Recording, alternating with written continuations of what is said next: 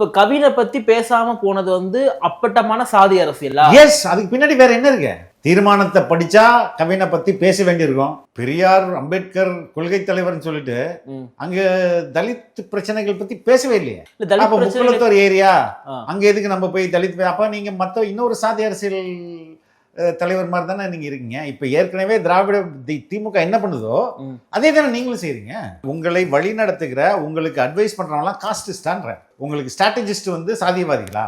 விஜய்க்கு திரண்ட கூட்டம் வந்து சாதி பார்த்தா வருது. இதெல்லாம் அப்பாற்பட்டு தானே உங்களுக்கு அவ்வளவு கூட்டம் வருது. ஆமா, நோனியல் பத்தி பேசுறாங்கன்னா அது அரசு பயங்கரவாதம், கவின் வந்து அரசு பயங்கரவாதமா? அது சமூக பிரச்சனை தானே, அதை ஏங்க நாங்க பேசுறோம்? ஏங்க இப்ப தூய்மை பணியாளர்கள் அவங்கள பத்தி ஏன் பேசல?